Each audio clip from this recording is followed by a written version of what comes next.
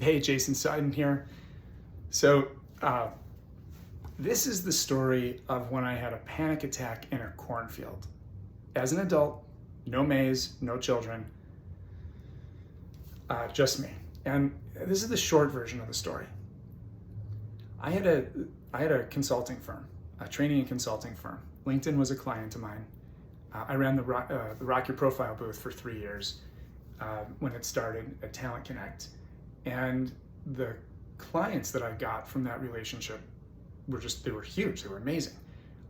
And I got a call one day and somebody was like, hey, you did a really nice job training 1,000 people for us, but I've got 60,000 in my organization, can't afford training for everybody.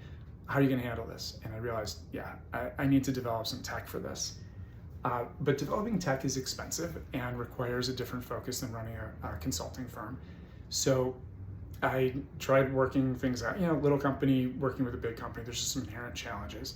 And I had to make the hard decision to end my relationship with LinkedIn so that I could go all in on this tech. And I had an early version of the tech built, I showed it to people, I got the early commitments. I tried to manage the future as best I could and make sure that I was making smart decisions. The head of, the guy who runs the HR Technology Conference saw it and called me early in the year, this is 2014, said, I want you on the stage as an awesome new startup. This is great stuff. I've been sharing the story as you're telling it. Nobody's seen anything like it. This is like early employer branding. It was actually the first employer branding platform is what I was building. Great, so there's just early traction.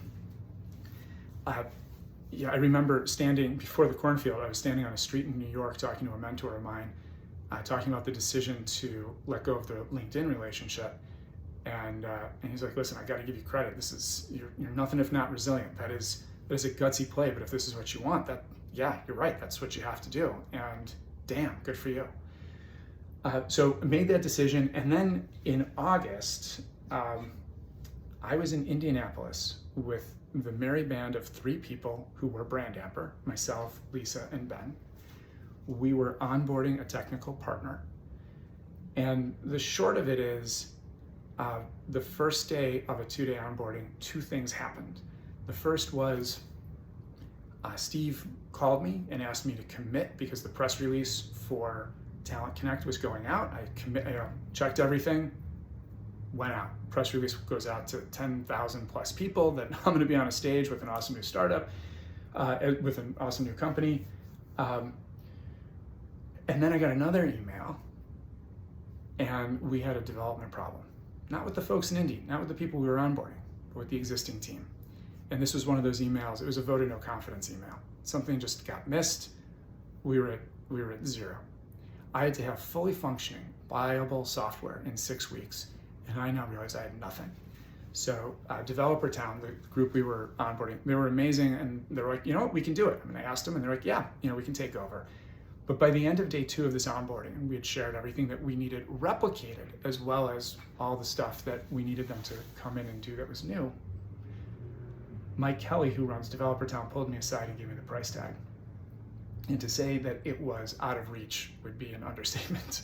we were completely, we were on a really super tight timeline. We're paying, full freight to do a crunch. I said, thank you. Ben and Lisa and I got in the car. We started our drive back to Chicago, where we're based. And about 45 minutes out of Indianapolis, I've run through all the math in my head. I've run through my network. Who could I go to? And I realized this is over before it started. It's not there.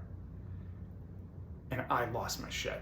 I could feel it coming up. So I pulled the car over, got off the highway, parked it in a gas station, told Ben and Lisa I'll be right back, walked into the cornfield next to the gas station, and literally had a panic attack, just on my haunches, crying. I have no idea how long I was in there, 10 seconds, a decade, I'd believe anything. Pulled it together, got back in the car, drove back to Chicago, very stressful car ride, told them what was happening. Lisa suggested that I call Mike Kelly, just to see if there's something we could do. I did. That was a humiliating phone call. This was before I achieved bullshit quotient 0, so I still felt that humiliation of acknowledging these hard things. A lot more than I do now, I should say.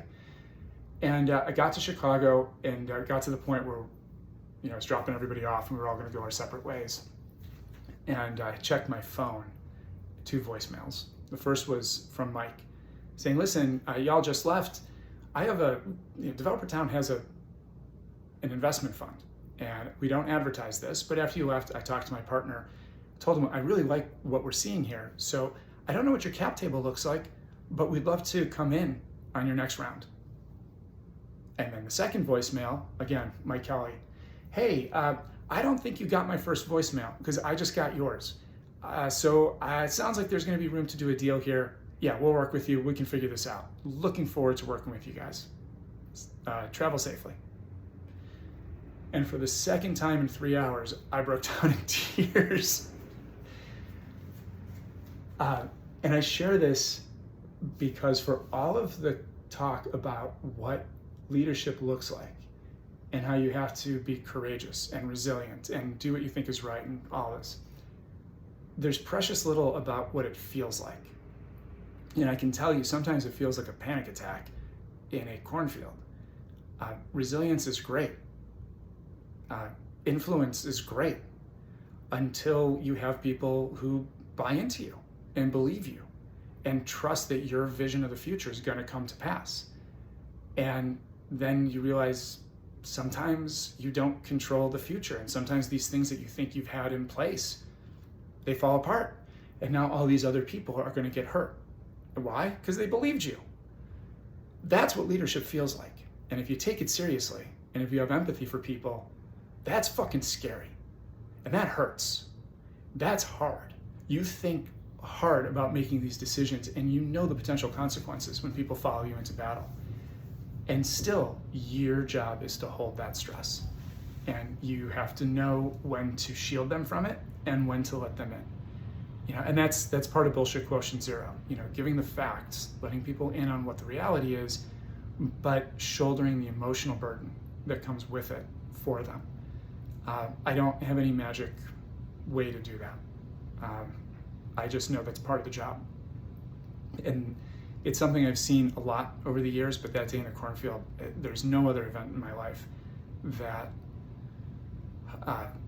got me in touch with the reality of that lesson quite like that day.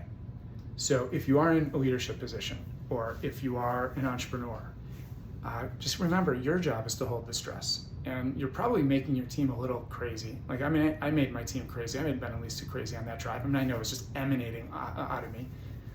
And so I'm not saying you have to be perfect, but your job is to be as good as you possibly can and to shield people from the fear that you feel about a deal that may or may not come through, a lease that may or may not come through, financing that may or may not come through, a market that may or may not turn on you, a new product launch that may or may not work, right? You're gonna do what you can to mitigate risk. But at the end of the day, you're making plans for the future, and that's inherently risky. So you're going to be resilient. You're gonna be courageous. You're going to be influential. You're going to attract the people and resources you need to manifest your vision. And then shit's gonna happen and you won't know if it's coming to bear. And sometimes it won't. And you'll feel the reality of that. And it hurts, or you'll see it coming and you won't know how this is gonna play out, and it'll hurt. And your job, even when that switch gets flipped from elation to abject terror, your job is to hold that so everyone else can live somewhere in the middle of the continuum between those two extremes. And yeah, that's all I got. But it's big, but it's all I got. Love you. See you next week.